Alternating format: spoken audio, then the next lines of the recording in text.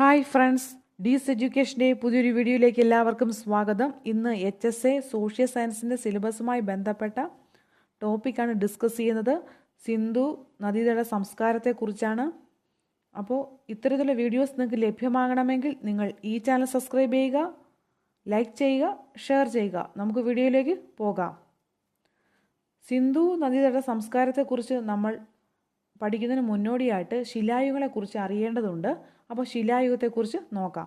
ശിലായുഗ കാലഘട്ടം: പ്രാചീന ശിലായുഗം, മധ്യകാല ശിലായുഗം, നവീന ശിലായുഗം. അപ്പോൾ ശിലായുഗത്തെ മൂന്നായിട്ട് തിരിച്ചിരിക്കുന്നു: പ്രാചീന ശിലായുഗം, മധ്യകാല ശിലായുഗം, നവീന ശിലായുഗം. പ്രാചീന ശിലായുഗം 12,000 BC മുതൽ 8,000 BC വരെയായിരുന്നു പ്രാചീന ശിലായുഗത്തിലെ കാലഘട്ടം. മനുഷ്യരുടെ പ്രധാന തൊഴിൽ വേട്ടയാടൽ ആയിരുന്നു. മരങ്ങളുടെ തോലും ഇലകൾ കൊണ്ടുള്ള വസ്ത്രങ്ങളായിരുന്നു ധരിച്ചിരുന്നത്. പ്രാചീന ശിലായുഗത്തിലെ അവശിഷ്ടങ്ങൾ കണ്ടെത്തിയത് തമിഴ്നാട് തിരുനെൽവേലി, ഗുജറാത്ത് ലംഗ് നാച്ച് എന്ന സ്ഥലത്തു നിന്നുമാണ്. മധ്യകാല ശിലായുഗം 8,000 BC മുതൽ 6,000 BC വരെയായിരുന്നു കാലഘട്ടം. മൃഗങ്ങളെ ഇണക്കി വളർത്തി കൃഷി ചെയ്യാൻ ആരംഭിച്ചു. ചെറു കല്ലുകൾ രൂപപ്പെടുത്തി ആയുധങ്ങളാക്കി മാറ്റി. അതിനാൽ മൈക്രോലിത്ത് കാലഘട്ടം എന്ന് ഇതിനെ വിശേഷിപ്പിച്ചു. നവീന ശിലായുഗം 6,000 BC മുതൽ 3,000 BC വരെയായിരുന്നു കാലഘട്ടം. വേട്ടയാടലിനു പകരം കൃഷി ഒരു പ്രധാന തൊഴിലായി മാറി. കളിമൺ പാത്ര നിർമ്മാണം. നവീന ശിലായുഗത്തിലെ അവശിഷ്ടങ്ങൾ കണ്ടെടുത്തത് ബീഹാറിലെ ചോട്ടാ നാഗ്പൂരിൽ നിന്നുമാണ്. നവീന ശിലായുഗ കാലഘട്ടത്തിൽ മൃഗങ്ങളെ ഇണക്കി വളർത്തിയതിൻ്റെ തെളിവ് മെഹർഹഡിൽ നിന്നുമാണ് ലഭിച്ചത്. ഇനി സിന്ധു നദീതട സംസ്കാരത്തെക്കുറിച്ച് നമുക്ക് നോക്കാം. BC 3000 മുതൽ 1500 BC വരെയായിരുന്നു സിന്ധു നദീതട സംസ്കാരത്തിൻ്റെ കാലഘട്ടം. ചാൾസ് മേഴ്സൺ എന്ന സഞ്ചാരിയായ ചരിത്രകാരനാണ് 1842 സിന്ധു നദീതട സംസ്കാരത്തെക്കുറിച്ച് ആദ്യമായി പരാമർശം നടത്തിയത്. ആർക്കിയോളജി സർവേ ഓഫ് ഇന്ത്യ സ്ഥാപിച്ച വർഷം 1861. 1861 ആർക്കിയോളജി സർവേ ഓഫ് ഇന്ത്യ സ്ഥാപിച്ചത്. അലക്സാണ്ടർ കണ്ണിങ്ഹാം ആണ് ഇത് സ്ഥാപിച്ചത്. ഇന്ത്യൻ പുരാവസ്തു ശാസ്ത്രത്തിൻ്റെ പിതാവ് Alexander Cunningham. Archaeological survey of India സ്ഥാപിക്കാൻ മുൻകൈയെടുത്തത് ഗവർണർ ജനറൽ കാനിങ് പ്രഭു ആയിരുന്നു. അപ്പോൾ ആർക്കിയോളജിക്കൽ സർവേ ഓഫ് ഇന്ത്യ സ്ഥാപിക്കാൻ മുൻകൈയെടുത്ത ഗവർണർ ജനറൽ ആരായിരുന്നു? കാനിങ് പ്രഭു. സാർ ജോൺ മാർഷലാണ് ഗവേഷണത്തിന് നേതൃത്വം നൽകിയത്. സുമേറിയൻ ജനത സിന്ധു നദീതട ജനതയെ വിളിച്ചിരുന്നത് മെലൂഹ എന്നായിരുന്നു. മെലൂഹ എന്നറിയപ്പെട്ട സംസ്കാരം സിന്ധു നദീതട സംസ്കാരമായിരുന്നു. ആദ്യമായി ചെമ്പ് ഉപയോഗിച്ച ജനത സിന്ധു നിവാസികളായിരുന്നു. സിന്ധു നദീതട വാസികൾക്ക് അജ്ഞാതമായിരുന്ന ലോകം ഇരുമ്പ്. ഇവർക്ക് അജ്ഞാതമായിരുന്ന മൃഗം കുതിര. സിന്ധു നദീതട വാസികൾ അളവ് തൂക്കങ്ങളിൽ ഉപയോഗിച്ചിരുന്ന അടിസ്ഥാന സംഖ്യ 16 ആണ്. ഇവർ ആദ്യമായി ഇണക്കി വളർത്തിയ മൃഗം നായ് ആണ്. ഇവരുടെ മുഖ്യ ഭക്ഷ്യ ധാന്യം ഗോതമ്പാണ്. നെല്ല്, ബാർലി, പരുത്തി എന്നിവ കൃഷി ചെയ്തിരുന്നു. സിന്ധു നദീതട സംസ്കാരത്തിൻ്റെ ആകെ വിസ്തീർണം 13 ലക്ഷം ചതുരശ്ര കിലോമീറ്റർ ആണ്. ഇനി പ്രധാന നഗരങ്ങൾ: ഹാരപ്പ, മോഹൻജദാരോ, കാലിബംഗൻ, ലോഥൽ, ധോളവീര. ഹാരപ്പ 1921 ദയാറാം സാങ്നിയാണ് ഇത് കണ്ടെത്തിയത്. രവി നദിക്കരയിലാണ് ഹാരപ്പ സ്ഥിതി ചെയ്യുന്നത്. ഹാരപ്പയിൽ നിന്നും കണ്ടെടുത്തത് 2 നിരകൾ വീതമുള്ള 6 ധാന്യപ്പുര, ചെറിയ കാളവണ്ടിയുടെ രൂപം, പട്ടി മാനിനെ വേട്ടയാടുന്ന രൂപം, തൊഴിൽശാലകൾ, ചുട്ടെടുത്ത അടുപ്പ് ഇവയൊക്കെയാണ് ഹാരപ്പയിൽ നിന്നും കണ്ടെടുത്തത്. ഇനി മോഹൻജദാരോ. RD ബാനർജി ആണ് 1922 മോഹൻജദാരോയെ കണ്ടെത്തിയത്. സിന്ധു നദിക്കരയിലാണ് മോഹൻജദാരോ സ്ഥിതി ചെയ്യുന്നത്. നിർമ്മിതിയിലെ പ്രത്യേകതകൾ. ഇഷ്ടിക കൊണ്ട് പാകിയ വീഥികൾ, ഇഷ്ടിക കൊണ്ട് നിർമ്മിച്ച ഇരുനില കെട്ടിടങ്ങൾ, വ്യക്തമായ അഴുക്കുചാൽ സംവിധാനം, വെള്ളപ്പൊക്കത്തിൽ നശിച്ചുപോയി എന്ന് കരുതുന്ന സിന്ധു നദീതട പ്രദേശമാണ് മോഹൻജദാരോ. മോഹൻജദാരോയിൽ നിന്നുമുള്ള കണ്ടെത്തലുകൾ: മഹാസ്നാനഘട്ടം, പശുപതി മഹാദേവന്റെ രൂപം, അസംബ്ലി ഹാൾ, വലിയ ധാന്യപുര, നൃത്തം ചെയ്യുന്ന പെൺകുട്ടിയുടെ വെങ്കല പ്രതിമ, പുരോഹിതൻ എന്ന് കരുതപ്പെടുന്ന ഒരു താടിക്കാരന്റെ രൂപം, എരുമയുടെ വെങ്കല രൂപം. ഇവയൊക്കെയാണ് മോഹൻജദാരോയിൽ നിന്നും കണ്ടെത്തിയത്.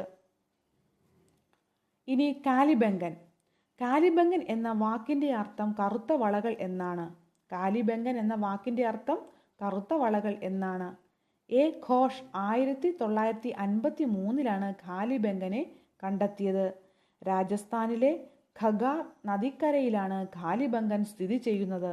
എല്ലാ വീടുകൾക്കും ഒരു കിണർ എന്നത് കാലിബംഗന്റെ മറ്റൊരു പ്രത്യേകതയാണ്. എല്ലാ വീടുകൾക്കും ഒരു കിണർ എന്നത് കാലിബംഗന്റെ മറ്റൊരു പ്രത്യേകതയാണ്.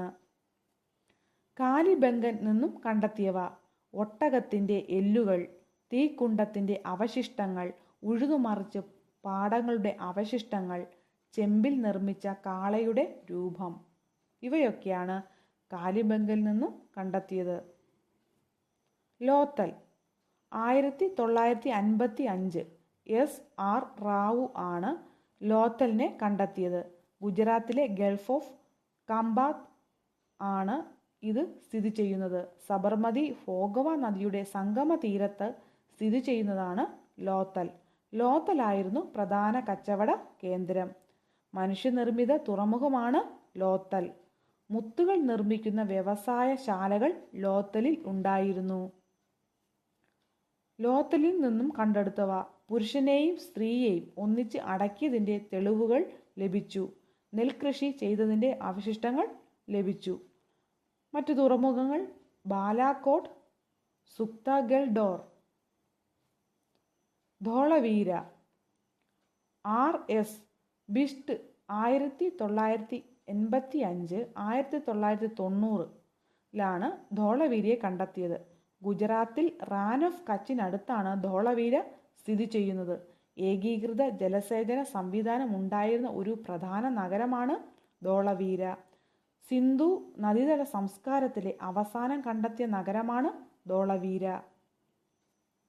ഇനി സിന്ധു നദീതട സംസ്കാരത്തെക്കുറിച്ച് നമുക്കൊന്ന് ഓടിച്ചു നോക്കാം.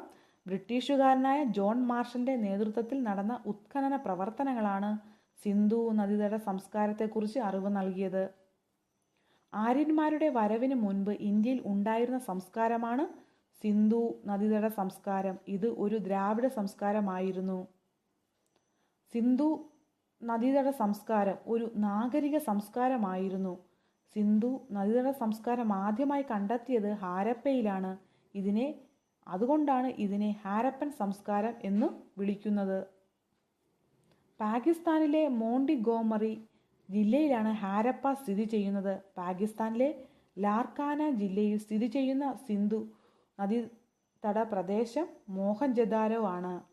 പാകിസ്ഥാനിലെ ലാർക്കാന ജില്ലയിൽ സ്ഥിതി ചെയ്യുന്ന സിന്ധു നദീതട പ്രദേശമാണ് മോഹൻജദാരോ. മരിച്ചവരുടെ മല എന്നാണ് മോഹൻജദാരോ എന്ന വാക്കിന്റെ അർത്ഥം.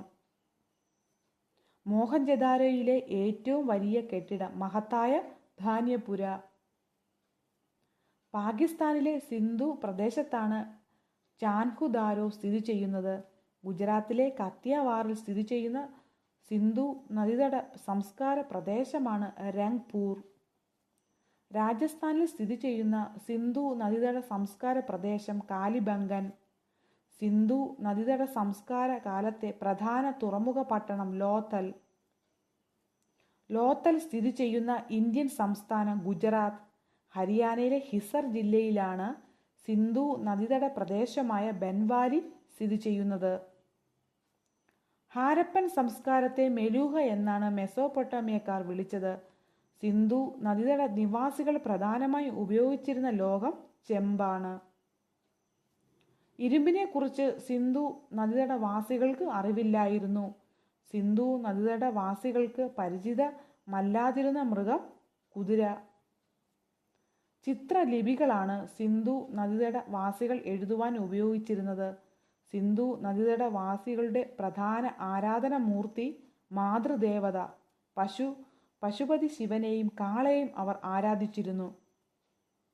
നഗരാസൂത്രണമായിരുന്നു സിന്ധു നദീതട സംസ്കാരത്തിലെ പ്രധാന പ്രത്യേകത.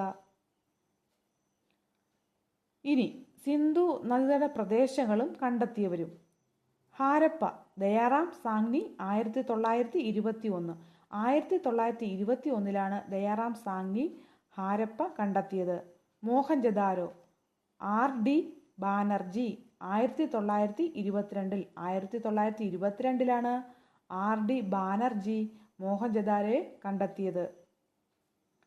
ചാൻഹുദാരോ, NG മജുംദാർ 1931. 1931 NG മജുംദാർ ചാൻഹുദാരോയെ കണ്ടെത്തിയത്.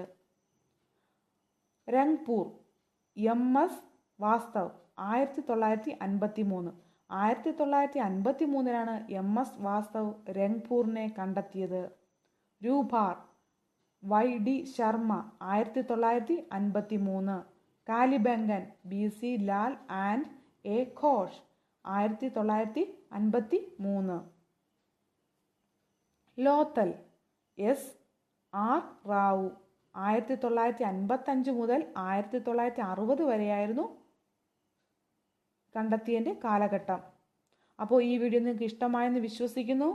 വീഡിയോയെക്കുറിച്ചുള്ള കമൻസുകൾ നിങ്ങൾക്ക് കമൻറ്റ് ബോക്സിൽ എഴുതാവുന്നതാണ്. Thanks for watching.